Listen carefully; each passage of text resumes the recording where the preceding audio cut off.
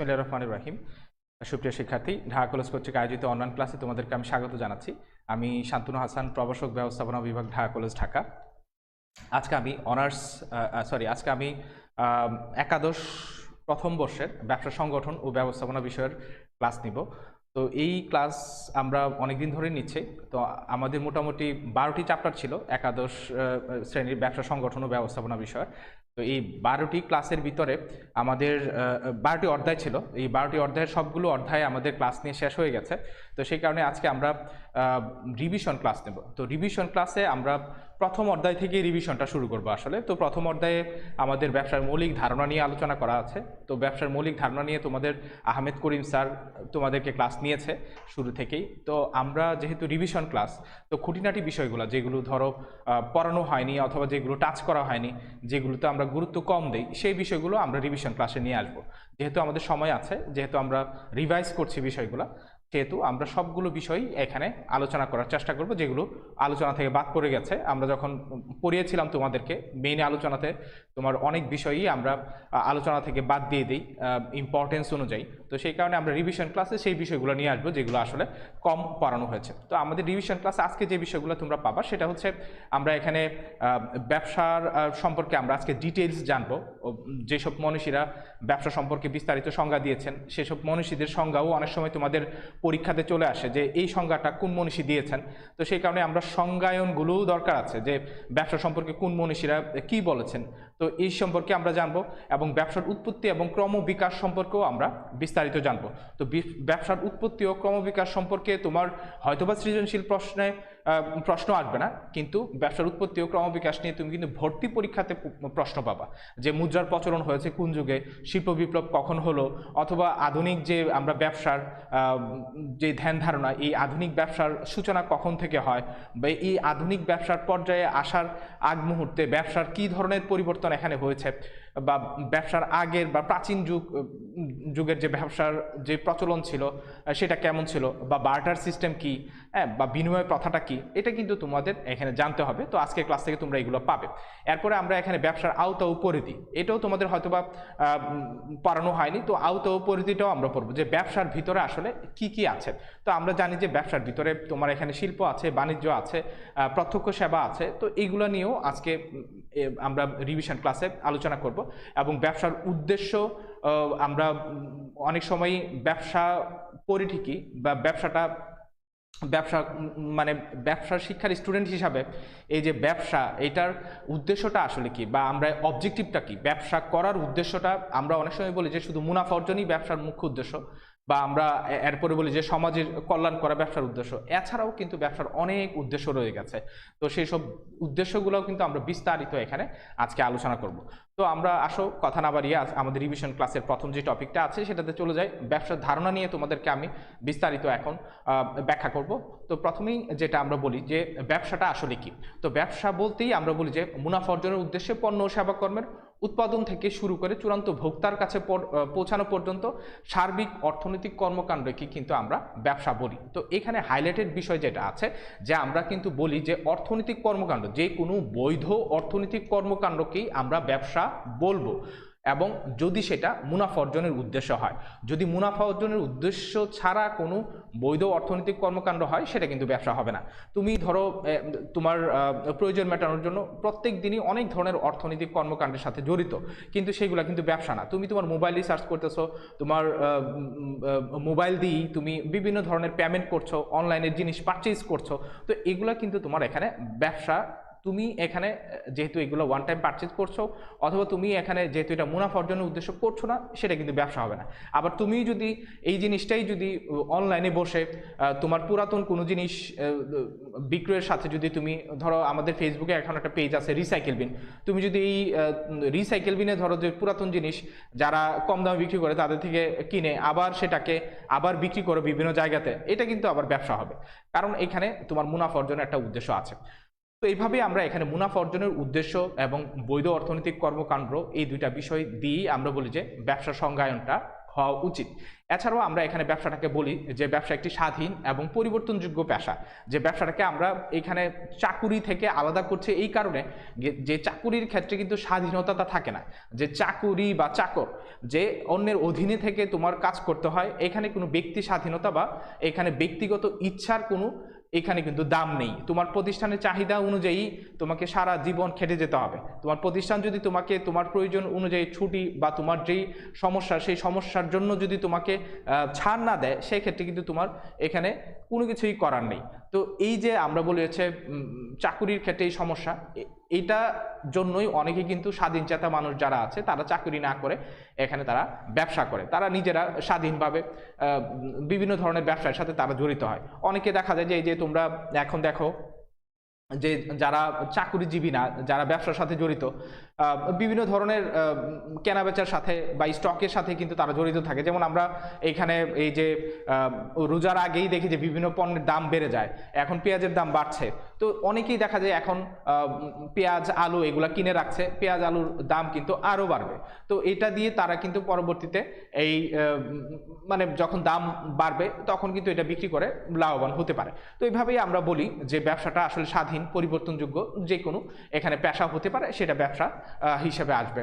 এবং আমরা ব্যবসার ক্ষেত্রে বলি যে ব্যবসার আমরা যখন সংজ্ঞায়ন করব, ব্যবসার সংজ্ঞাতে আমরা এখানে আর্থিক কর্মকাণ্ড বলবো, বৈধ কর্মকাণ্ড বলবো, মুনাফা অর্জনের উদ্দেশ্য বলবো, স্বাধীন এবং পরিবর্তনযোগ্য পেশা বলবো, এবং ব্যবসার সাথে আরও কিছু কথা আমার এখানে যোগ করতে হবে।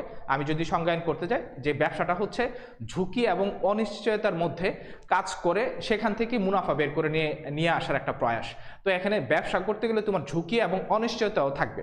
তুমি যদি ব্যবসা করো সেখানে অবশ্যই ঝুঁকি থাকবে, অনিশ্চয়তা থাকবে। ঝুঁকি অনিশ্চয়তা যেখানে নাই সেটা কিন্তু ব্যবসা হবে না। তোমার এখানে বৈধ অর্থনৈতিক কর্মকাণ্ড, মুনাফাও আসতেছে, বা তুমি যত টাকা খাটাচ্ছ তার বিপরীতে কিন্তু মুনাফাও আসতেছে, এবং বিভিন্ন জায়গাতে তোমার এইখানে ধরো যে তুমি খাটাতে পারতেছো বা বিভিন্ন ধরনের কাজ এটা লাগাইতে পারতেছো, কিন্তু সেটা তোমার ব্যবসা হবে না যদি এখানে ঝুঁকি ও অনিশ্চয়তা না থাকে। যেমন আমরা বলতে পারি যে এখানে এই যে সুদখোর যারা আছে তারা কিন্তু বিভিন্ন জায়গাতে টাকা লাগায়, তো টাকা লাগায় কিন্তু তারা ওইখান থেকে মোটা অঙ্কের প্রফিট তারা করে, কিন্তু এটাকে আমরা ব্যবসা বলতে পারবো না, কারণ এখানে ঝুঁকি ও অনিশ্চয়তা নাই। তুমি যদি আবার এখানে ফটকা বাজারের যে ব্যবসাগুলো আছে, যে আমরা বিভিন্ন ধরনের রিস্কি শেয়ার আছে সেইগুলা কিনো আবার বিক্রি করো, তাহলে সেই ক্ষেত্রে ওটাকে কিন্তু আমরা ব্যবসা বলতে পারবো না।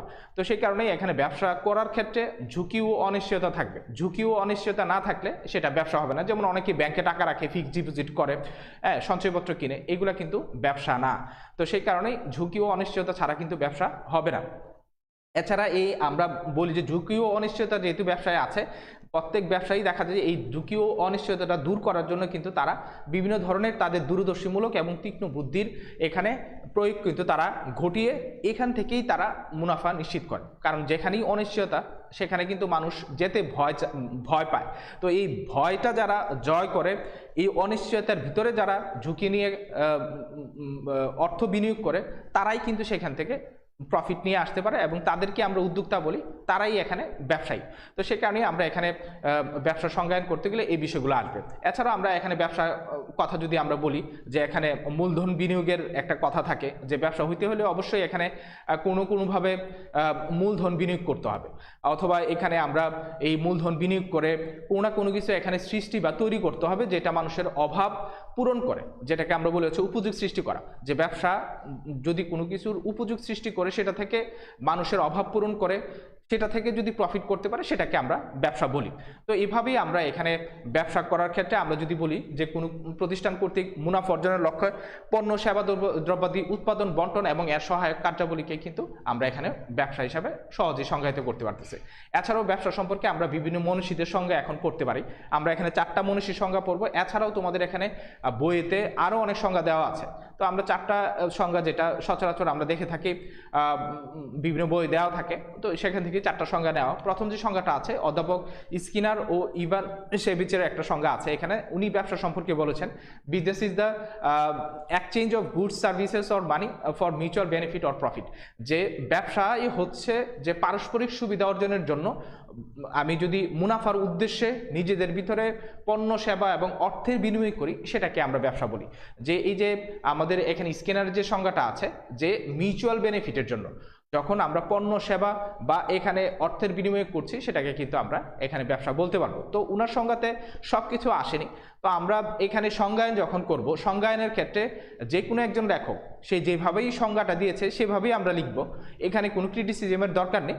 কিন্তু সংজ্ঞায়ন কোনটা এখানে অ্যাপ্রোপ্রিয়েট হয়েছে তুমি পড়লেই কিন্তু বুঝতে পারবা, এখানে পুরা সংজ্ঞাটা আসেনি। তো এভাবে আমরা যদি পুরা সংজ্ঞাটা আসতো তাহলে কিন্তু পরবর্তী কোনো লেখক আর সংজ্ঞা দিত না। তো আমরা দেখি যে বিভিন্ন থিওরি দেওয়ার ক্ষেত্রে এটা অন্ধলোকের হাতি দর্শনের মতোই, যে তুমি যদি 5 জন অন্ধলোককে একসাথে একটা হাতির কাছে দাঁড়া করিয়ে দাও এবং তাদেরকে যদি বলো যে হাতি আসলে দেখতে কেমন, তারা যদি আসলেই হাতি দেখে না থাকে তাহলে কিন্তু তারা বিভিন্ন জন বিভিন্নভাবে হাতির বর্ণনা করবে। কেউ যদি পায়ের কাছে থাকে সে বলবে যে হাতি হচ্ছে গাছের মতো, আবার কেউ যদি লেজের কাছে থাকে সে বলবে হাতি হচ্ছে দড়ির মতো, কেউ যদি সুরের কাছে থাকে সে বলবে হাতি হচ্ছে এখানে সাপের মতো, আবার কেউ যদি এখানে কানের কাছে থাকে সে বলবে হাতি হচ্ছে কুলার মতো, কেউ যদি পেটের কাছে থাকে সে বলবে যে হাতি হচ্ছে বিশাল দেওয়ালের মতো। তো এখানে সংজ্ঞায়ন করতে গেলেও যারা সংজ্ঞা দিবে তারাও কিন্তু এখানে ব্যবসা সম্পর্কে বা বিভিন্ন থিওরি যারা দিচ্ছে তারা কিন্তু সংজ্ঞায়ন করার ক্ষেত্রে এভাবেই সংজ্ঞাটা করবে, যে যে জায়গাতে দাঁড়িয়ে আছে সেই জায়গা থেকেই সে চেষ্টা করবে এই জিনিসটাকে বোঝানোর জন্য। তো সেই কারণেই এখানে কারো সংজ্ঞাই 100% অ্যাপ্রোপ্রিয়েট না। তো সেই কারণেই আমরা 3-4টা সংজ্ঞা আমরা দেখি। তো এরপরের যে সংজ্ঞাটা আছে বিও হুইলারের সংজ্ঞাটা এখানে দেওয়া আছে। উনি বলেছেন যে ব্যক্তিগত লাভের প্রত্যাশায় এখানে সমাজে পণ্য সেবাদি সরবরাহ একটি সংগঠিত ও পরিচালিত প্রতিষ্ঠানই হচ্ছে ব্যবসা। যে আমরা এখানে ব্যক্তিগত লাভের প্রত্যাশায় যদি সমাজে পণ্য সেবাদি সরবরাহ করি, তো এইটার যে সংগঠন বা এই সংগঠিত রূপটাকে আমরা এখানে ব্যবসা বলছি। তো উনার সংজ্ঞাতে উনি এটা বলেছেন। এর ছাড়া আমরা এখানে রজার ডাব্লিউ ববসনের একটি সংজ্ঞা আছে। রজার ডাব্লিউ ববসনের যে সংজ্ঞাটি আছে উনি এখানে বলেছেন যে মুনাফা অর্জনের উদ্দেশ্যে পণ্য ও সেবা মতাদর্শ উৎপাদন ও বন্টনের সাথে সম্পৃক্ত মানবীয় কার্যাবলী ব্যবসায় অন্তর্ভুক্ত। উনি এখানে মানবীয় কথাটা নিয়ে আসে, নতুন একটা জিনিস আসছে এখানে মানবীয় কথাটি। বাকি সবগুলো জিনিস আমরা আগেও পড়েছি যে মুনাফা অর্জনের উদ্দেশ্যে পণ্য সেবা ও মতাদর্শ উৎপাদন ও বন্টনের সাথে সম্পৃক্ত মানবীয় কার্যাবলী কি এখানে ব্যবসা বলা যাবে। তো আমরা ব্যবসার ক্ষেত্রে একটু পরেই আমরা যখন ব্যবসার আওতাতে যাব তখন এই বিষয়টা ক্লিয়ার হয়ে যাবে যে আমরা এখানে ব্যবসা বলতে কিন্তু এখানে সব মানবীয় কার্যাবলীকেই আমরা এখানে ব্যবসার ভিতরে নিয়ে আসি। যে মানুষ যে কোনো ধরনের বৈধ অর্থনৈতিক কর্মকাণ্ড যদি সে এটা করে এবং সেটা যদি সে পৌনঃপুনিকভাবে করে এবং সেটা যদি তার মুনাফা অর্জনের উদ্দেশ্য যদি করা হয় তাহলেই কিন্তু আমরা সেটাকে ব্যবসা বলতে পারবো। যেমন অনেকেই আছে যে তার সৃজনশীল প্রতিভা, সে ভালো ছবি আঁকতে পারে, সে এই ছবি একে একে বিক্রি করে, তো এটাই কিন্তু তার ব্যবসা। আবার অনেকে দেখা যায় যে সে মেরামতের কাজ খুব ভালো পারে, সে কোনো শিক্ষাগত যোগ্যতা নাই, সে ইলেকট্রিকের কাজ বা মেরামত জনিত সে কাজ, ইলেকট্রনিক্সের যে জিনিসগুলো সে মেরামত করতে পারে, তো সে এইগুলো মেরামত করেই সে রিপেয়ারিং শপ খুলে সে কিন্তু তার জীবিকা নির্বাহ করতে পারবে। তো এটা একটা ব্যবসা হবে। তো সেই কারণেই এখানে আমরা এই রজারের সংজ্ঞা, রজার ডাব্লিউ ববসনের থেকে এই সংজ্ঞাটা আমরা পেতে পারি। তারপর ডক্টর আর ই ঘোষ এবং এইচ.এ. বেকার এখানে সংজ্ঞা দিয়েছেন। তাদের সংজ্ঞাটাও মোটামুটি ভালো, যে দেশের প্রয়োজনে পণ্য সেবা সামগ্রী উৎপাদন এবং বিক্রয়ের উদ্দেশ্যে মানুষ এককভাবে অথবা যৌথভাবে যে কার্যক্রম সম্পাদন করে তাকেই মূলত ব্যবসা বলে। তো এখানে একক এবং যৌথভাবে কথাটাই বলা আছে যে মানুষ এককভাবে বা যৌথভাবে যে কার্যক্রম সম্পাদন করে মুনাফা অর্জনের উদ্দেশ্যে সেটাকে ব্যবসা বলে। এবং এখানে নতুন একটা কথা উনি বলেছেন যে দেশের প্রয়োজন। তো এখানে দেশের প্রয়োজনের কথাটা এখানে নতুন উনি নিয়ে আসে রজার আর ই ঘোষ এবং এখানে এইচ.এ. বেকার। তো তাদের এই সংজ্ঞাতে এই নতুন জিনিসটা আমরা পেলাম যে তারা দেশের প্রয়োজনের কথা বলেছেন এবং এখানে একক বা যৌথ প্রচেষ্টার কথা বলেছেন, যেটা মুনাফা অর্জনের উদ্দেশ্য করা হয় সেটাকে আমরা ব্যবসা বলবো। তো তোমরা এখানে যারা সংজ্ঞা লিখতে যাবে, যদি তোমাকে ব্যবসা কি বলে, 1 নাম্বারের যদি তোমার এখানে ব্যবসা কি বলে, তাহলে সেই ক্ষেত্রে তোমার এত সংজ্ঞা লেখার দরকার নাই, নিজের ভাষায় কিছু লিখবা আর যে কোনো একটা সংজ্ঞা তুমি দিতে পারো। তাহলে সেই ক্ষেত্রে তোমার ব্যবসা সংজ্ঞাটা 1 মার্কসের জন্য হয়ে যাবে। এখন তুমি 4টা সংজ্ঞা শিখেছো, তো 1 মার্কসের জন্য তুমি 4টা সংজ্ঞা লিখতে যাবে না। এটা হচ্ছে বুদ্ধিমানের কাজ, যে cut your coat according to your cloth, যে তোমার মার্কস অনুযায়ী তোমার এখানে লিখতে হবে। তুমি পারো বলে তুমি বেশি লিখবা বা এই জিনিসটা তোমার জানা আছে বলেই তুমি লেখা সময় নষ্ট করবা, নট নেসেসারি। ঠিক আছে? তো সেই কারণেই এখানে ওইভাবেই তুমি সংজ্ঞা জেনে রাখো কিন্তু লিখবা তোমার মার্কস অনুযায়ী। এরপর হচ্ছে আমরা ব্যবসা সম্পর্কে এতক্ষণ যা কিছু আলোচনা করেছি, বিভিন্ন মনীষীদের সংজ্ঞা এবং 4 জন লেখকের সংজ্ঞা আমরা এখানে এনেছি, এইগুলা থেকে এবং উপরের যে আলোচনা ছিল এইগুলা থেকেও আমরা ব্যবসা সম্পর্কে এই ধারণাটা পেতে পারি যে আমরা ব্যবসা বলতে এখানে পণ্যদ্রব্য উৎপাদন, বন্টন, গুদামজাতকরণ, পরিবহন, ব্যাংকিং সেবা অথবা প্রচার প্রসার, মতামত ইত্যাদির মাধ্যমে পণ্য দ্রব্য, শ্রম এবং সেবাকর্ম ভোক্তা বা গ্রাহকদের মধ্যে বিতরণ করে প্রত্যক্ষভাবে মালিকের জন্য মুনাফা অর্জন এবং পরোক্ষভাবে জনগণের সেবা প্রদান করাই হচ্ছে ব্যবসা। তো তুমি এইভাবেও ব্যবসা সম্পর্কে লিখতে পারো যে এখানে ব্যবসা সংজ্ঞাটা এখানে করা হয়েছে বাণিজ্যের আলোকে, যে আমরা এখানে এই যে পণ্য উৎপাদন বন্টন, উৎপাদনটা শিল্পের ভিতরে পড়েছে, তো উৎপাদন বন্টন থেকেই তোমার শুরু হয়ে গেছে বাণিজ্যের কাজ। তো এখানে উৎপাদন, বন্টন, গুদামজাতকরণ, পরিবহন, ব্যাংকিং সেবা সহ এখানে যেই সব কাজ দিয়ে আমি পণ্য সেবা আমি ভোক্তা ও গ্রাহকদের মধ্যে বিতরণ করতে পারবো এবং সেখান থেকে মালিকের মুনাফা নিশ্চিত করা যাবে এবং জনগণের এখানে কল্যাণ সাধন করা যাবে, সেটাকে কিন্তু আমরা এখানে ব্যবসা বলতে পারি। তো আমরা এখানে প্রকৃতপক্ষে ব্যবসা বলতে এখানে আর্থসামাজিক প্রক্রিয়াকেই বলি, যেটার মাধ্যমে আসলে মুনাফা অর্জন করে সমাজের মানুষের বা জনগণের সেবা প্রদান করেই কিন্তু ব্যবসায়ীরা দীর্ঘদিন ধরে তাদের ব্যবসা প্রতিষ্ঠান সুনামের সাথে বা খ্যাতির সাথে পরিচালনা করে থাকে। তো আমরা এখানে ব্যবসা বলতেই সমাজের এইসব বৈধ অর্থনৈতিক মানবীয় কার্যাবলীকেই আমরা ব্যবসা বলবো। তো আমরা ব্যবসাকে যদি শিল্পের দিক থেকে বর্ণনা করি, শিল্পের দিক থেকেও আমরা ব্যবসাকে বলতে পারবো যে মুনাফা অর্জনের উদ্দেশ্যে প্রকৃতি প্রদত্ত সম্পদের আহরণ, রূপান্তর এবং বাজারজাতকরণ করার পর ভবিষ্যতের প্রয়োজন মেটানোর জন্য এগুলাকে যদি আমি গুদামজাতকরণ করি, পরিবহন এবং ক্রয় বিক্রয়ের সাথে আমি যদি জড়িত থেকে ভোক্তাদের কাছে আমি যদি সেগুলাকে এই পণ্য সেবাকর্মগুলোকে পৌঁছে দিয়ে যদি আমি মুনাফা নিশ্চিত করতে পারি, সেটাকে কিন্তু আমি ব্যবসা বলতে পারি। তো এইভাবেই তুমি ব্যবসার সংজ্ঞা বিভিন্ন আঙ্গিক থেকে তুমি লিখতে পারো। তো আমরা এতক্ষণ যে যা কিছু আলোচনা করেছি তুমি কিন্তু 3টা আঙ্গিক পেয়েছো, এই 3টা আঙ্গিক থেকে তুমি ব্যবসা সংজ্ঞাটা লিখতে পারো। যেমন তুমি শিল্পের আদলেও ব্যবসা সংজ্ঞাটা লিখতে পারো যে তুমি ওই যে প্রাকৃতিক প্রদত্ত সম্পদ এটাকে আহরণ করে এটা রূপগত উপযোগ সৃষ্টি করে যদি তুমি মানুষের কাছে এটাকে বিক্রয় বিতরণের ব্যবস্থা করে মুনাফা অর্জন করো, এটাকে তুমি ব্যবসা বলতে পারবা। আবার দ্বিতীয় আমরা যেটা পেয়েছি যে তুমি যদি বিপণনের কাজের সাথে যে উৎপাদনের পরে উৎপাদন, এখানে পরিবহন, গুদামজাতকরণ বা বন্টনের যে সহায়ক কার্যাবলী আছে এটার সাথে জড়িত থেকে যদি এখানে কেউ মুনাফা অর্জনের সাথে জড়িত হয়, সেটাকেও আমরা এখানে ব্যবসা বলতে পারি। এছাড়াও তুমি এই 2টা ছাড়াও যদি কেউ তার আমরা বলি যে মানবীয় কার্যাবলী বা তার নিজস্ব দক্ষতার মাধ্যমে যদি সে সমাজের সেবা প্রদান করে যদি সে তার আর্থিক দৈন্যতা দূর করতে পারে, সেটাকেও আমরা এখানে ব্যবসা বলতে পারবো, যেটাকে আমরা প্রত্যক্ষ সেবা বলি। তো এইভাবে আমরা ব্যবসা সংজ্ঞাটা 3 দিক থেকে আলোচনা করতে পারি। তো আমরা ব্যবসার উৎপত্তি এবং ক্রমবিকাশের ইতিহাসটাতে এখন চলে যাব। এইটা থেকে তোমার সৃজনশীল প্রশ্ন আসবে না, কিন্তু এইটা থেকে তোমার এমসিকিউ কোশ্চেন আসবে। এমসিকিউ কোশ্চেনে তুমি এখান থেকে কোশ্চেন পাবাই। আমরা যখন ভর্তি পরীক্ষাগুলোতে দেখি, ভর্তি পরীক্ষার প্রশ্ন যদি তুমি অ্যানালাইসিস করো, ভর্তি পরীক্ষার প্রশ্ন অ্যানালাইসিস করলে তুমি এখান থেকে অবশ্যই প্রশ্ন পাবা। যেমন এখানে আমরা ব্যবসার উৎপত্তি ও ক্রমবিকাশটা কিভাবে হলো, এখানে আমরা 3টা যুগে ব্যবসার উৎপত্তি ও ক্রমবিকাশটাকে ভাগ করতে পারি।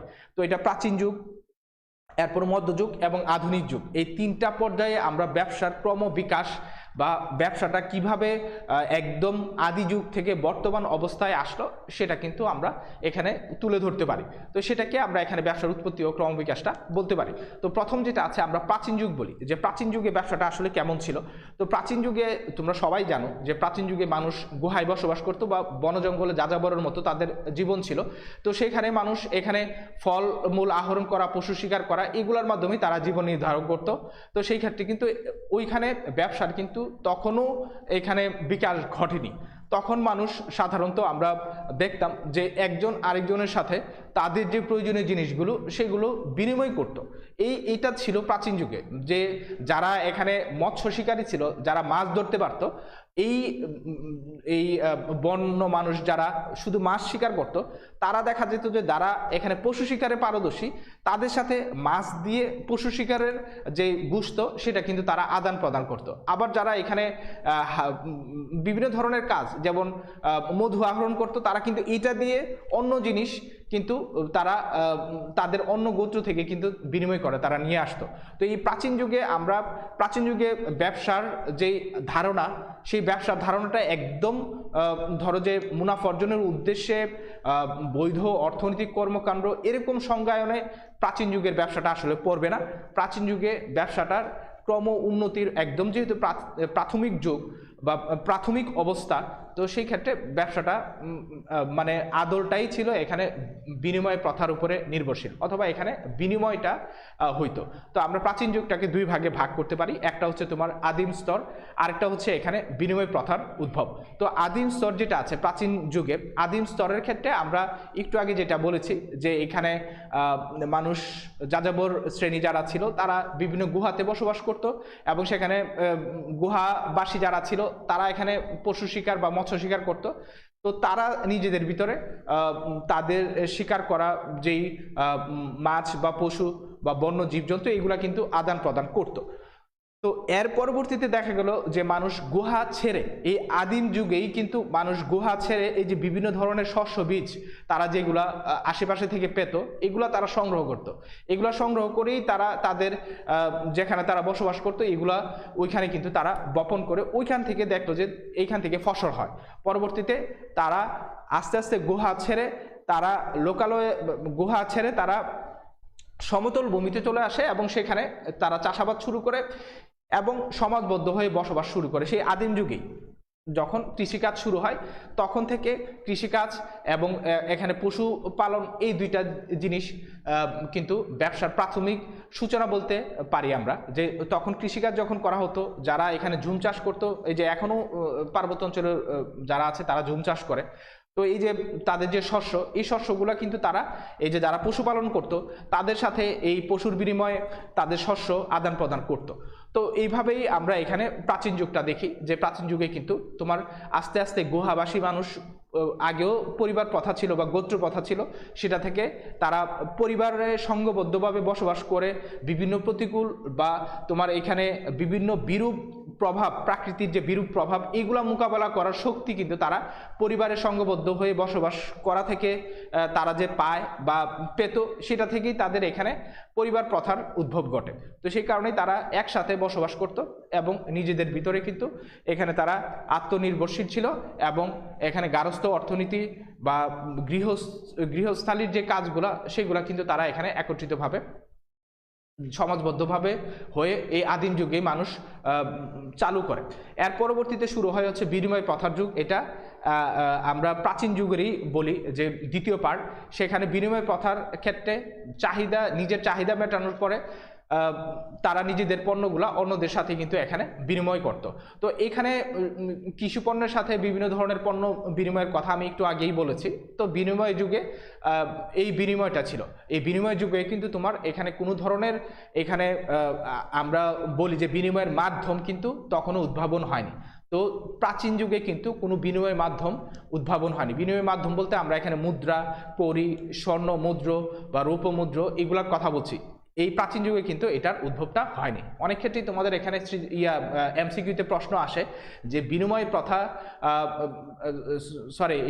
বিনিময়ের জন্য মুদ্রা বা এখানে বিভিন্ন ধরনের মাধ্যম এটা চালু হয় কোন যুগে। তো তোমার এখানে প্রাচীন যুগ থাকতে পারে, মধ্যযুগ থাকতে পারে, আধুনিক যুগ থাকতে পারে। তো এখানে প্রাচীন যুগটা কিন্তু হবে না। তো কখন শুরু হয়? প্রথম শুরু হয় হচ্ছে আসলে মধ্যযুগ থেকে। তো আমরা এখন আসো এই বিনিময় প্রথার পরে প্রাচীন যুগ শেষ, আমরা এখন চলে আসবো মধ্যযুগে। তো মধ্যযুগে আমরা দেখি যে এখানে মানুষ যখন এই যে পরিবার বা সমাজবদ্ধ হয়ে স্থায়ীভাবে যখন মানুষ বসবাস শুরু করে এবং তারা যখন চাষাবাদ এবং কৃষিকাজের সাথে জড়িত ছিল, এইটা থেকেও তারা তাদের প্রয়োজনীয় যে জিনিসগুলো সেগুলো এখানে তৈরি করার দিকে মনোযোগী হয়। যেহেতু তারা স্থায়ীভাবে এখানে সমতল ভূমিতে বসবাস শুরু করে, তাদের প্রয়োজনের জন্য অনেক জিনিসই এখানে দরকার পড়ে। যেমন এখানে মানুষ রান্না করার জন্য, শস্য বীজ রান্না করার জন্য এখানে মাটির পাত্রের এইখানে প্রয়োজন অনুভব করে। তো এই কারণে এখানে কুমারের উদ্ভব হয়। আবার এখানে মানুষ বিভিন্ন বন্য পশু শিকার করার পর সেগুলোকে কাটার জন্য এখানে বিভিন্ন ধরনের অস্ত্র, দা, বটি এগুলার প্রয়োজন অনুভব করে। সেখান থেকে কামারের উদ্ভব হয়। এছাড়াও এখানে তাদের এখানে পরিধেয় যে বস্ত্র, তারা গাছের বাকল, পাতা অথবা এখানে পশুর যে চামড়া ছিল এটা দিয়ে তাদের লজ্জা নিবারণ করত।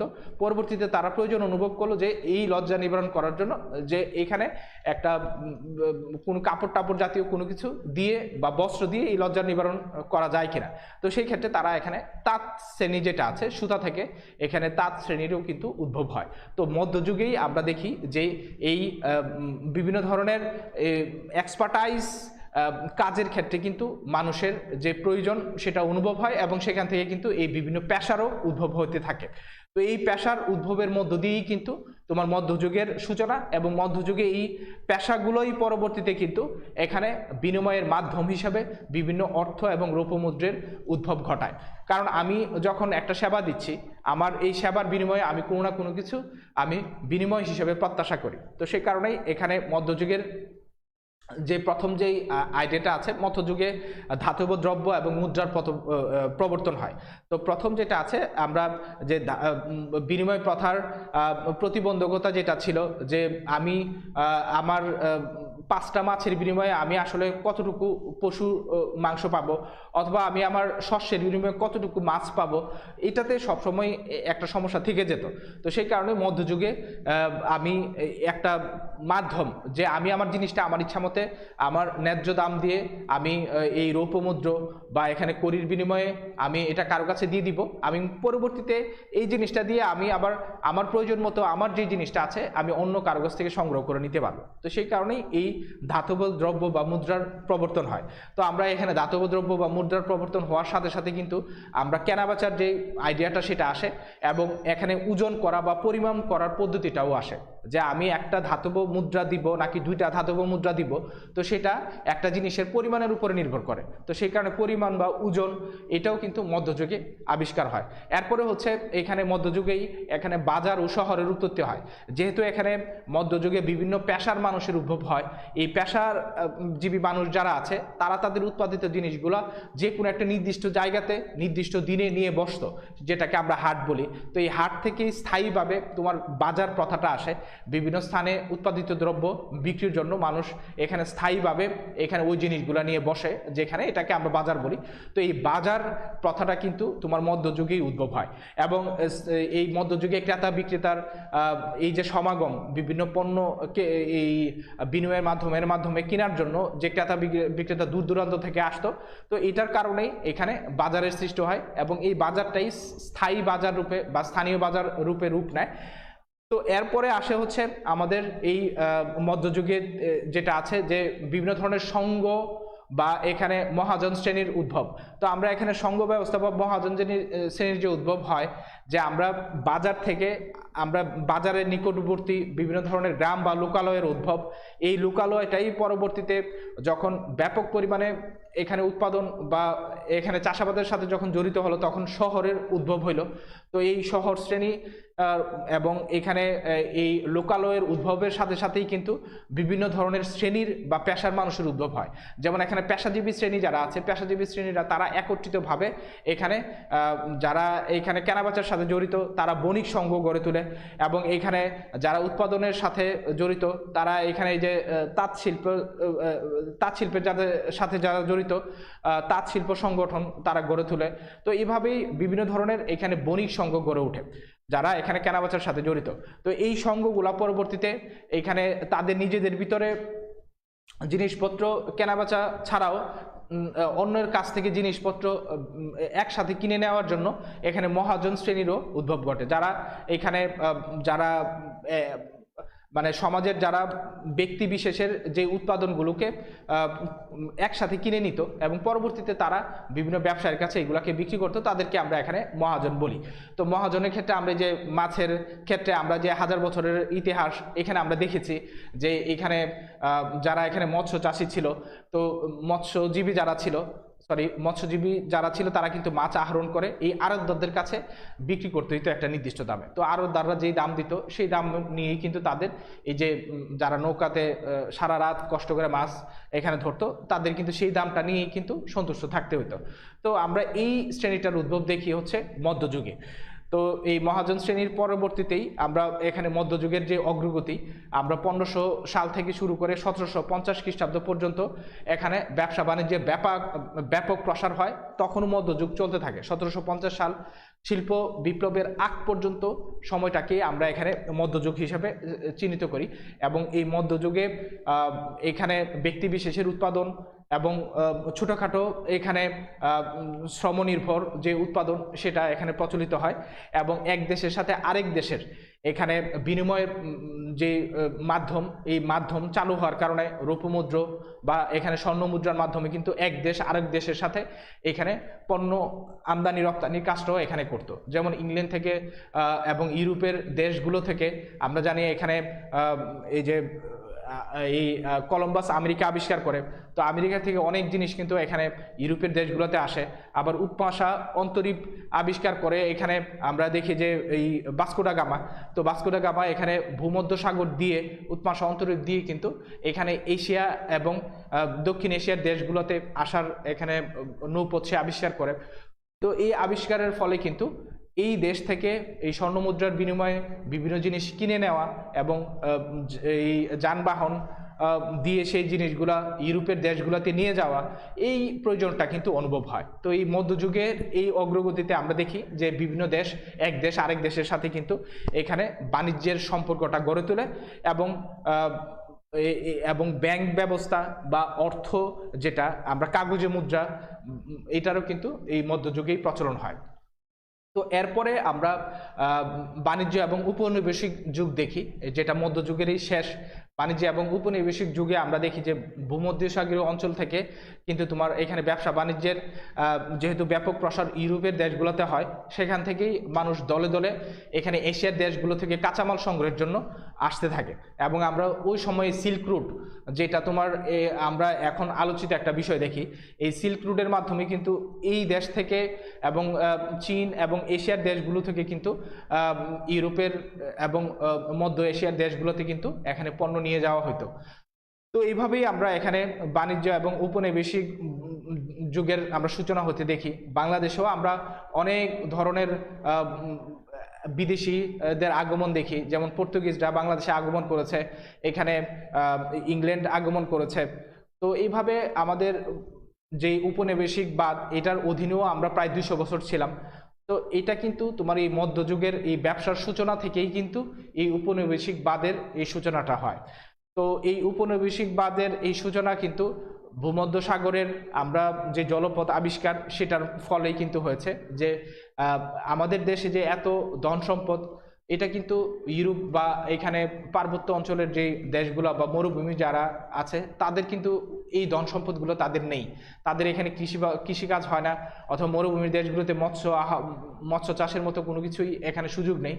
এটা কিন্তু আমাদের ক্ষেত্রে একটা সৌভাগ্য ছিল। তো সেই কারণেই ইউরোপ থেকে এবং মধ্য এশিয়ার দেশ থেকে কিন্তু দলে দলে মানুষ আমাদের দেশে আসতে থাকে বা আমাদের এই দক্ষিণ এশিয়ার দেশগুলোতে আসতে থাকে। তো এইভাবেই মধ্যযুগের শেষ হয়। মধ্যযুগের শেষের পরেই আমাদের শুরু হয় হচ্ছে আধুনিক যুগ। তো আধুনিক যুগের শুরুটা আমরা বলি হচ্ছে যে আধুনিক যুগের শুরুটাই হচ্ছে শিল্প বিপ্লব দিয়ে। তো শিল্প বিপ্লবের যে সময়কাল, এটাও তোমাদের এমসিকিউ প্রশ্নে আসতে পারে যে শিল্প বিপ্লবের সময়কালটা কোন সময়। আমরা 1750 থেকে 1850 পর্যন্ত এখানে এই সময়টাকে আমরা শিল্প বিপ্লবের সূচনা লগ্ন বলি। যে এই শিল্প বিপ্লবটা এই সময় ধরেই প্রায় 100 বছরের উপর ধরেই এখানে শিল্প বিপ্লবটা চলতে থাকে।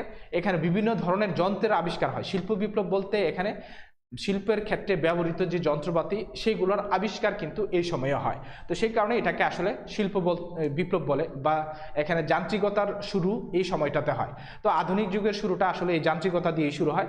তো আধুনিক যুগে আমরা দেখি যে শিল্প কারখানায় বিপুল পরিমাণে তোমার এই যন্ত্রের নির্ভর উৎপাদন এখানে শুরু হয় এবং বিপুল পরিমাণে উৎপাদিত দ্রব্য সামগ্রী বিক্রি করার জন্য এখানে মজুতদারির সৃষ্টি হয় এবং বিভিন্ন ধরনের গুদামজাতকরণ পদ্ধতি এবং বিভিন্ন ধরনের বিনিময় মাধ্যম কিন্তু এখানে সৃষ্টি হয়। এবং আধুনিক যুগে এই যন্ত্র নির্ভর উৎপাদনের কারণেই ইউরোপের দেশে যে উৎপাদিত পণ্য সামগ্রী সেগুলা কিন্তু তারা নিজেরা ভোগ করতে পারতো না, সেগুলা বিভিন্ন দেশে বিক্রয়ের প্রয়োজন হয়ে পড়ে। তো সেই কারণে এই আধুনিক যুগে আমরা দেখি যে এই বিভিন্ন দেশ থেকে আমদানি রপ্তানি বা এক দেশ আরেক দেশে যেই পণ্যগুলো উৎপাদিত হয় না সেইগুলো এখানে আমদানি রপ্তানির একটা প্রক্রিয়া কিন্তু তারা শুরু করে। তো এইভাবেই আমরা আধুনিক যুগে দেখি যে ব্যাংক বিমা থেকে শুরু করে ATM card, debit card, credit card, visa card, mobile banking, EFT, অথবা এখানে সুইফট অথবা bKash, Rocket, sure cash, U cash, অথবা বাংলাদেশ ডাক বিভাগের নগদ, এগুলা কিন্তু বর্তমান সময়ে আমাদের এখন যুগের চাহিদা হিসাবে কিন্তু আমরা ব্যবসার ক্ষেত্রে এই জিনিসগুলো ব্যবহৃত হতে দেখছি, এবং এগুলো প্রত্যেকটাই এক একটা ব্যবসার মাধ্যম হিসাবে কিন্তু ব্যাপক জনপ্রিয়। তো এই নতুন চিন্তাভাবনা বা ধ্যান ধারণার এই উদ্ভাবনের ফলেই কিন্তু ব্যবসার ক্রমবিকাশ দিন দিন সম্প্রসারিত হয়ে বর্তমান যুগ পর্যন্ত আসে। তো আমরা এখানে আধুনিক যুগের যেই সূচনা, আধুনিক যুগের সূচনা যদি আমরা একটু যাই, এখানে শিল্প বিপ্লব এবং যান্ত্রিকতার যুগ যেটা আছে, যে আমরা শিল্প বিপ্লব এবং যান্ত্রিকতার যুগে আমরা দেখি যে এই আধুনিক যুগটা যখন শুরু হলো 1750 থেকে 1850 পর্যন্ত, আমরা বলেছি যে এখানে যন্ত্র উৎপাদিত হয়েছে বা আবিষ্কার হয়েছে। তো এই যন্ত্র আবিষ্কার হওয়ার পরে মানুষ এই যন্ত্র দিয়েই খুব সহজে অধিক পরিমাণে কিন্তু পণ্যদ্রব্য বা সেবাকর্ম উৎপাদন করতে পারে বা মানে ওয়েটা তারা এখানে আবিষ্কার করে। তো আমরা এখানে শিল্প বিপ্লব এবং যান্ত্রিকতার যে যুগ, এখানে দেখি যে এখানে জেমস ওয়াটের স্টিম ইঞ্জিনের কথা তোমরা শুনেছ। এই স্টিম ইঞ্জিনের কারণে কিন্তু তোমার এখানে এই যে তোমার গতির যে কথাটা, যে একটা ইঞ্জিন চালিয়ে সামনে যাওয়া, যেমন এখানে আমরা স্টিমের এই ইঞ্জিন দিয়ে এখানে রেল ব্যবস্থার কথা আমরা এখানে জানি যে এই আধুনিক যুগের শুরুতে যে রেল ব্যবস্থা ছিল সেটা কিন্তু বাষ্পচালিত এখানে ট্রেনের মাধ্যমেই শুরু হয়, এবং এখানে জাহাজেও এই প্রযুক্তি ইউজ করে জাহাজেও তোমার এখানে যান্ত্রিকতার আসে। আগে যেখানে বাতাসের উপরে নির্ভর করে এখানে অনেক সময় লাগায় তোমার জাহাজ দিয়ে তোমার ভ্রমণ করে এক দেশ থেকে আরেক দেশে তোমার যাওয়া লাগতো, এই যান্ত্রিকতার কারণে কিন্তু এই কাজটা খুব সহজ হয়ে গেছে।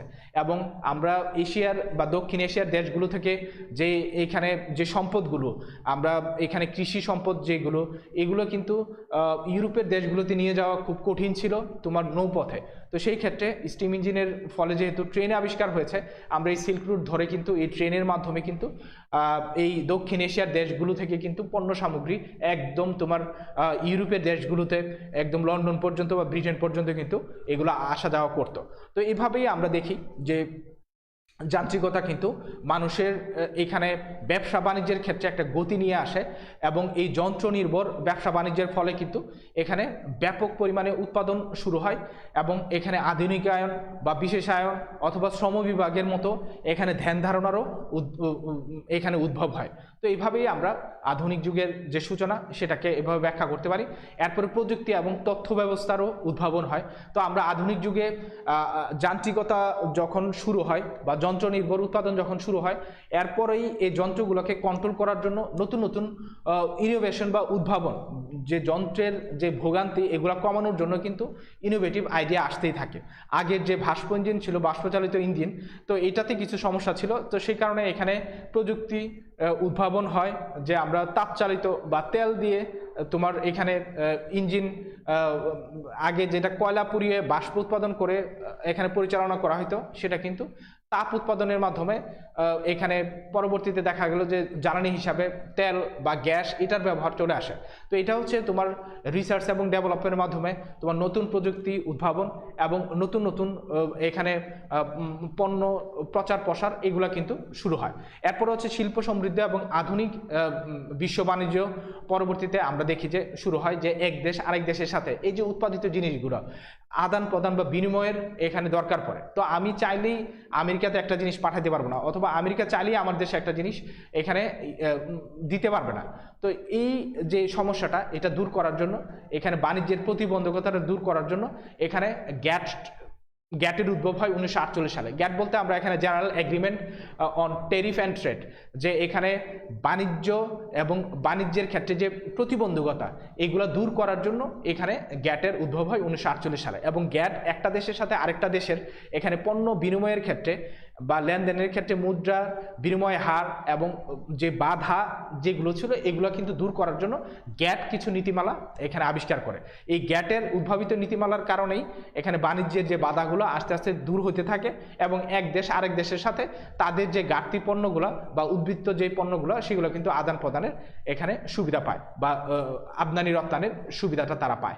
এবং এই গ্যাটেরই পরবর্তী রূপ আমরা 1995 সালে গ্যাটটাই পরিবর্তিত হয়ে WTO-তে কনভার্ট হয়, যেটাকে আমরা এখানে বিশ্ব বাণিজ্য সংস্থা বা ওয়ার্ল্ড ট্রেড অর্গানাইজেশন হিসাবে জানি।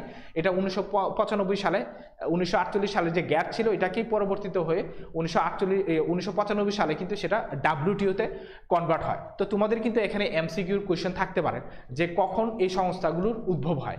তো আমরা এখানে এই যে WTO বলি এটা হচ্ছে ওয়ার্ল্ড ট্রেড অর্গানাইজেশন, এটা একটা আঞ্চলিক জোট বলি আমরা, যে এটা বিভিন্ন অঞ্চলে আমরা দেখা যায় যে এই যে নাফটা আছে, north American free trade area, যে আমাদের উত্তর আমেরিকার যে দেশগুলো আছে এই দেশগুলোর ভিতরে এক দেশ আরেক দেশের ভিতরে পণ্য আমদানি রপ্তানির ক্ষেত্রে যে বাধাগুলো এটা নাফটার মাধ্যমে দূর হয়ে গেল।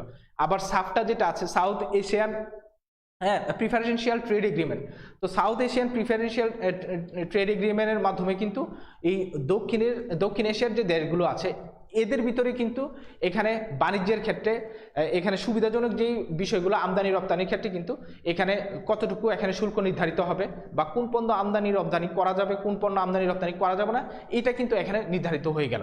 এরপরে এখানে আসিয়ান আছে, association of south east Asian nation. তো আসিয়ানের মাধ্যমে এক দেশ আরেক দেশের সাথে এখানে বাণিজ্যিক জোটও আছে, এছাড়াও এখানে রাজনৈতিক জোটও এখানে গড়ে ওঠে। তো এই বাণিজ্যিক এবং রাজনৈতিক বিভিন্ন জোটগুলা কিন্তু তোমার বিভিন্ন অঞ্চলে ব্যবসা বাণিজ্যের সহজীকরণের ক্ষেত্রে কিন্তু অনেক সাহায্য করেছে।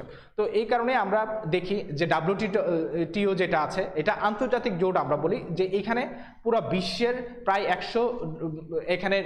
90টির উপরে দেশ এখানে এটার সদস্য, এবং এখানে এই সদস্য দেশগুলো একটা নির্দিষ্ট চুক্তির আলোকেই এক দেশের সাথে আরেক দেশের আমদানি রপ্তানির যে চুক্তি এই চুক্তির আলোকে কিন্তু তাদের বাধা নিষেধ অথবা ট্যারিফ অথবা তাদের এখানে বিনিময়কৃত মুদ্রার যে মান অথবা স্বর্ণ মান এগুলা কিন্তু এখানে নির্ধারিত করেই তারা এক দেশ আরেক দেশের সাথে পণ্য আমদানি রপ্তানি এতে যুক্ত হয়। তো এইভাবেই আমরা এখানে আধুনিক যুগে এই সিস্টেমগুলো বা এইসব জোটগুলোও উদ্ভব হতে দেখি। তো এই ছিল আমাদের ব্যবসার উৎপত্তি ও ক্রমবিকাশের ইতিহাস নিয়ে বিস্তারিত আলোচনা। তো আমাদের আরেকটা টপিক এখানে তোমাদের আলোচনায় বাকি আছে। তো আমাদের এখানে মোটামুটি সময় প্রায় 40 মিনিট চলে গেছে। তো আমরা 5 মিনিটে যতটুকু পারি আমাদের এরপরের যে টপিকটা আছে এটা আলোচনা করব, যে ব্যবসার আওতা ও পরিধি। এটা আমরা একটু আগে যে আলোচনা ছিল ওইখানে কিছুটা আসছে। তো আমরা ব্যবসার আওতা ও পরিধির ভিতরে আমরা যে জিনিসটা পাই যে ব্যবসাটা আসলে কোন কোন বিষয়গুলো নিয়ে আবদ্ধ বা কোন কোন ক্ষেত্রতে আমরা বলতে পারবো যে এখানে ব্যবসা আছে। তো এটাকে আমরা ব্যবসার আওতা বা পরিধি বলি, যে কতটুকু পর্যন্ত ব্যবসার পরিধিটা বিস্তৃত। তো ব্যবসার পরিধিটা আসলে আমরা তিনটা বলি, যে তিনটা ভাগে ভাগ করা যায় ব্যবসার আওতা ও পরিধিটাকে। প্রথম হচ্ছে ব্যবসাটা আসলে শিল্প বা এখানে উৎপাদনের সাথে যে জড়িত যে কাজগুলো সেটাকে আমরা ব্যবসা বলতে পারি। দ্বিতীয়ত আমরা উৎপাদনের পরবর্তী যে বন্টন এবং বন্টনের যে সহায়ক কার্যাবলী সেটাকে আমরা এখানে যারা জড়িত থাকে তাদেরকে আমরা এখানে ব্যবসা বলতে পারি। অথবা এখানে এগুলার বাইরে যে প্রত্যক্ষ সেবা, এই উৎপাদন অথবা এখানে উৎপাদনের সাথে জড়িত না, এইগুলা ছাড়াও মানুষ নিজের জীবিকা নির্বাহ করতে পারে। যেমন আইনজীবী যারা আছে, ডাক্তার যারা আছে, তারা কিন্তু এখানে তাদের সেবার বিনিময়ে কিন্তু এখানে তাদের আর্থিক যে মুনাফা সেটা কিন্তু তারা করছে। তো সেটাকে আমরা এখানে প্রত্যক্ষ সেবা বলছি। তো এই তিনটা ক্ষেত্রেই আমরা এখানে ব্যবসার আওতা বা পরিধিটাকে বিস্তৃত হতে দেখি।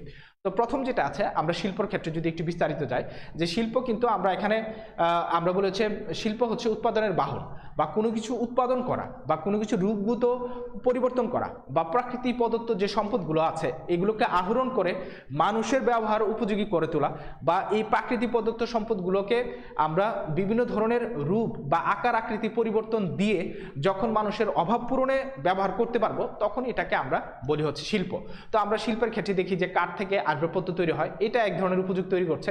অথবা নদী থেকে মাছ আহরণ করে মাছটাকে প্রসেস করে মানুষের খাবার উপযোগী করা হচ্ছে। অথবা ড্রাই ফিশ হিসেবে এটা পরবর্তীতে মানুষের খাবারের ব্যবহারের জন্য সংরক্ষণ করা হচ্ছে। এইভাবে কিন্তু এখানে বিভিন্ন ধরনের শিল্প আমরা দেখি। এছাড়াও এখানে আমরা বিভিন্ন ধরনের শস্যদ্রব্য থেকে আমরা মশলা অথবা বিভিন্ন ধরনের শস্যদ্রব্য সংরক্ষণ করে এগুলাকে গুঁড়া করে, যেমন গম থেকে আটা বা বিভিন্ন ধরনের প্রসেস ফুড কিন্তু আমরা এখানে তৈরি হতে দেখি। তো এইখানে এটাকে আমরা এখানে শিল্প বলছি।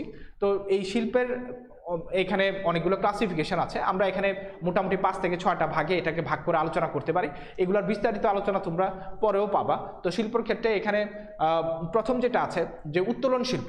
উত্তোলন শিল্পের ক্ষেত্রে আমরা দেখি যে মাটির নিচ থেকে বিভিন্ন ধরনের খনিজ দ্রব্য বা জঙ্গল থেকে কাঠ বা নদী থেকে মাছ এটাকে যখন আমরা সংগ্রহ করি সেটাকে আমরা এখানে উত্তোলন শিল্প বলছি। তো এই উত্তোলন শিল্পের পরে আছে প্রজনন শিল্প। প্রজনন শিল্প বলতে এখানে প্রজনন প্রক্রিয়ার উপর নির্ভরশীল যে শিল্প সেটাকে আমরা প্রজনন শিল্প বলি। যেমন আমরা ডিম থেকে মুরগি, আবার মুরগি থেকে ডিম, আবার ডিম থেকে মুরগি, অথবা এইখানে এই প্রজনন প্রক্রিয়ার মাধ্যমে গরু থেকে ডেয়ারি ফার্ম বা দুধ, অথবা আবার এখানে বাছুর থেকে আবার দুধ, এই যে প্রক্রিয়ার মাধ্যমে যে জিনিসগুলা প্রজনন প্রক্রিয়ার উপর নির্ভরশীল থেকে যে শিল্পটা সেটাকে আমরা এখানে কিন্তু বলি হচ্ছে প্রজনন শিল্প। এরপর হচ্ছে নির্মাণ শিল্প। নির্মাণ শিল্প বলতে আমরা এখানে নির্মাণ কাজের সাথে জড়িত যেই কাজগুলো আছে সেটাকে আমরা নির্মাণ শিল্প বলতে পারি। যেমন আমরা বাড়িঘর তৈরি, দালান ঘর তৈরি, অথবা রাস্তাঘাট নির্মাণ বা মেরামত, এইগুলোর সাথে জড়িত যেই কাজগুলো সেগুলোকে আমরা এখানে নির্মাণ শিল্পের ভিতরে বলি। তো আমরা এখানে এটাকে শিল্প বলছি এই কারণে যে এটা কিন্তু রূপগত পরিবর্তন করছে। আমরা কোনো কিছু রূপগত পরিবর্তনটাকেই আসলে এখানে শিল্প বলি। এরপর হচ্ছে যান্ত্রিক শিল্প। যে যান্ত্রিক শিল্প বলতে আমরা এখানে যন্ত্রের সাহায্যে কোনো কিছুর যদি রূপগত পরিবর্তন করি সেটাকে আমরা যান্ত্রিক শিল্প বলি। যেমন আমরা এখানে আখ থেকে চিনি উৎপাদন করি, অথবা এখানে পাট থেকে পাটজাত দ্রব্য বস্তা অথবা কাপড় উৎপাদন করি, বা বস্ত্র থেকে আমরা এখানে বস্ত্র শিল্পের মাধ্যমে মেশিনে ইউজ করে কিন্তু আমরা ফেব্রিক্স তৈরি করছি। তো এটা কিন্তু আমরা বলছি হচ্ছে যান্ত্রিক শিল্প। যন্ত্র নির্ভর এখানে যে উৎপাদন ব্যবস্থাটা সেটাকে আমরা এখানে যান্ত্রিক শিল্প বলছি। এরপর হচ্ছে সেবা পরিবেশন শিল্প। তো সেবা পরিবেশন শিল্প হচ্ছে মানুষের জীবনযাপনটাকে আরামদায়ক এবং সহজ করার জন্য শিল্পে নিয়োজিত যে কাজগুলা বা এখানে যে রূপগত পরিবর্তন করা হচ্ছে সেটাকে আমরা সেবা শিল্প বলতেছি। যেমন এখানে বিদ্যুৎ, গ্যাস, টেলিফোন, পানি এগুলার বিতরণের সাথে যারা জড়িত থাকে তারা এখানে সেবা শিল্পের সাথে আসলে জড়িত।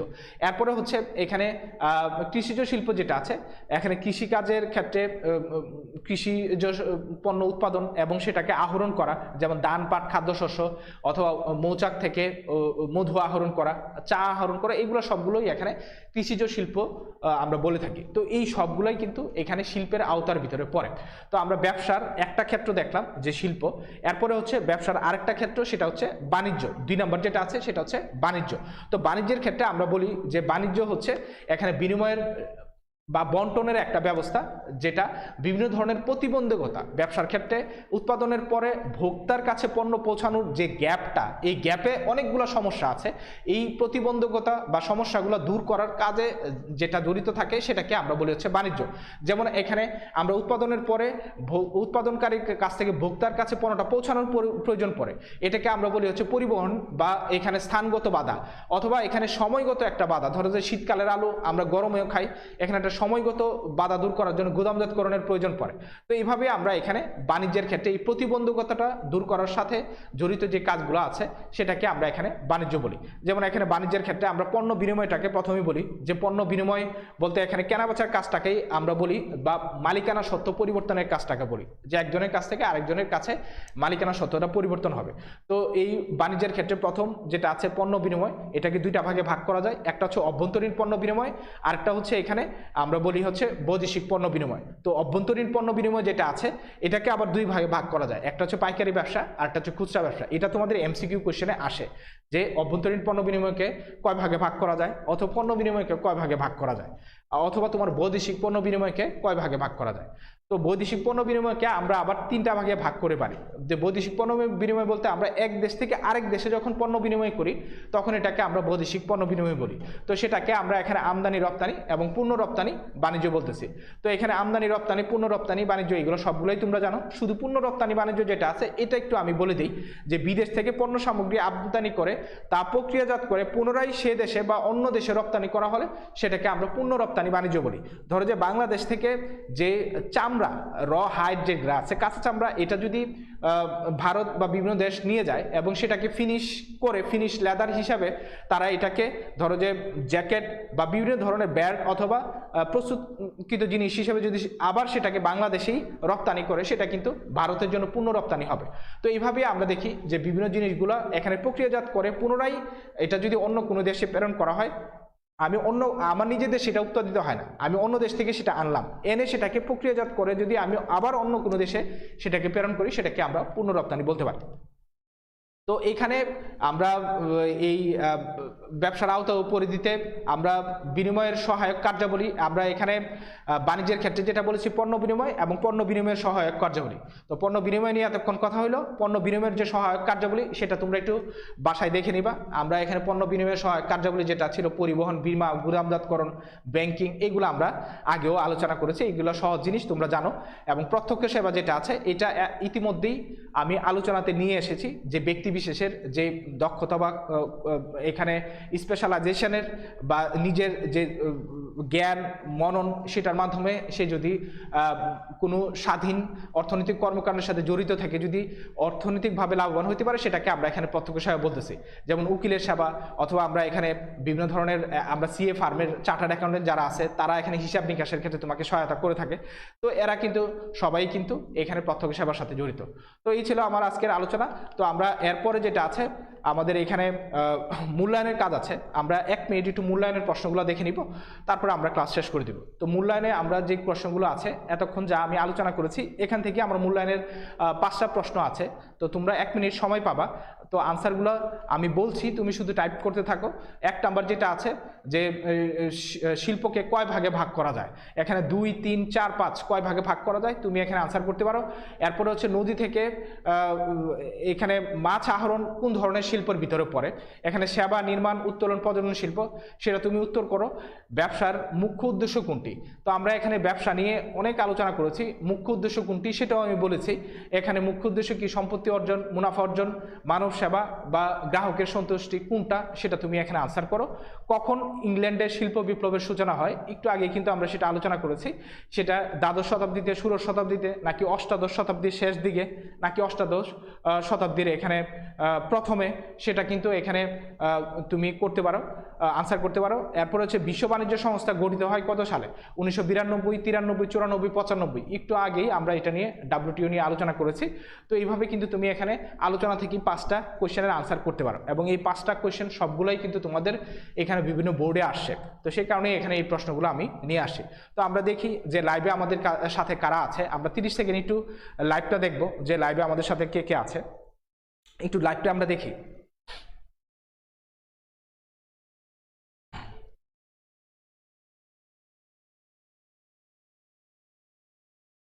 তো লাইভে অনেকে আনসার করছে এখানে, যে যারা আনসার করছো এখানে নূর আমাদের সাথে রেগুলারই থেকে, নূর আনসার করেছে 1 এর এ, এরপরে এখানে 3 এর সি আনসার করেছে সে, 3 এর সি।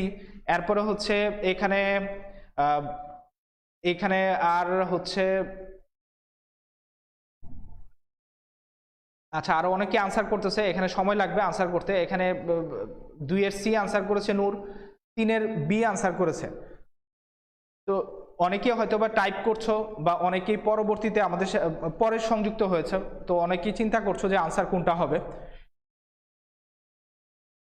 তো এই কারণেই আমরা এখানে লাইভে ধরো যে বেশিক্ষণ সময় নষ্ট করি না, যে লাইভে অনেকেই থাকে অনেকেই থাকে না, আবার অনেকের নেটের সমস্যা থাকে। তো সেই কারণেই আমরা কিন্তু এখানে এত সময় দিতে পারি না। তো লাইভের যে প্রশ্নগুলো আছে, লাইভের প্রশ্নগুলো আমরা সলিউশন করে দেই, যে এই সলিউশনের মাধ্যমে আমরা দেখা যায় যে মোটামুটি কিছু জিনিস এখানে আইডিয়া পেয়ে যায়, যে এখানে যে জিনিসগুলো না পড়লেই নয়, এই জিনিসগুলোর সাথে কিন্তু আমরা এখানে পরিচিত হতে পারি। তো আমরা এখানে আনসার যেগুলো আছে আনসারগুলো একটু দেখে নেই। তো আমরা যদি একদম যেই টপিকটা আমরা শেষ করেছি সেই টপিকটা থেকে শুরু করি, আজকে যদি উল্টা দিক থেকে শুরু করি, যে বিশ্ব বাণিজ্য সংস্থা গঠিত হয় কত সালে, 5 নাম্বারের আনসারটা কিন্তু আমরা একটু আগে পড়ে শেষ করেছি, যে 1995 সালে কিন্তু এই যে আমরা জোট যখন আলোচনা করেছি তখন বলেছি যে গ্যাট 1948 সালে যেটা প্রতিষ্ঠিত হয়েছিল সেটাই পরবর্তীতে 1995 সালে WTO-তে কনভার্ট হয়। এরপরে আমাদের 4 নাম্বার যেটা ছিল, যে ইংল্যান্ডের শিল্প বিপ্লবের সূচনা হয় কত সালে? তো আমরা এখানে দেখেছি যে 1750 থেকে 1850 পর্যন্ত সময়টা, দ্যাট মিনস এখানে অষ্টাদশ শতাব্দীর শেষের দিকেই এখানে ইংল্যান্ডের শিল্প বিপ্লবটা হয়। এখানে আনসার হচ্ছে 4 সি। এরপর হচ্ছে ব্যবসার মুখ্য উদ্দেশ্য কোনটি? তো এখানে ব্যবসার মুখ্য উদ্দেশ্য এখানে মুনাফা অর্জন, এইটাই হচ্ছে ব্যবসার মুখ্য উদ্দেশ্য। এছাড়া এখানে ব্যতিক্রম কোনো কিছু নাই। এখানে নদী থেকে মাছ আহরণ কোন ধরনের এখানে শিল্প? তো নদী থেকে মাছ আহরণ আমরা জানি এটা হচ্ছে উত্তোলন শিল্পের সাথে জড়িত, একটু আগে আমরা সেটা আলোচনা করেছি। এবং শিল্পকে কয় ভাগে ভাগ করা যায়? তো শিল্পকে তোমরা যখন এখানে বইয়ে দেখবা যে শিল্পের ভাগটা এখানে বইয়ে তোমাদের আলোচনা করা আছে, আমরা এখানে মোটামুটি 5টা ভাগে কিন্তু এটাকে আলোচনা করি। এখানে প্রজনন শিল্প আছে, নিষ্কাশন শিল্প আছে, উত্তোলন শিল্প আছে, 5টা ভাগে এটাকে ভাগ করে আলোচনা করা যায়। তো আমরা এখানে দলীয় বা বাড়ির কাজ যেটা আছে, দলীয় বা বাড়ির কাজটা তোমাদেরকে একটু নিয়ে নাও। এখানে আমরা দলীয় কাজে বলেছি যে পণ্য ও সেবা সামগ্রী উৎপাদন, বন্টন এবং সহায়ক কার্যাবলীর সাথে সংশ্লিষ্ট 10টি ব্যবসা প্রতিষ্ঠানে তুমি এখানে তালিকা করবা। এটা তোমার বাড়ির কাজ। তো তুমি এই স্লাইডটা টেনে নিয়ে এই বাড়ির কাজটা একটু করে ফেলবা। তো আজকের ক্লাসে এখানেই সমাপ্তি ঘোষণা করলাম। সবাই ভালো থাকবে। নেক্সট ক্লাসে তোমাদের আমন্ত্রণ রইল।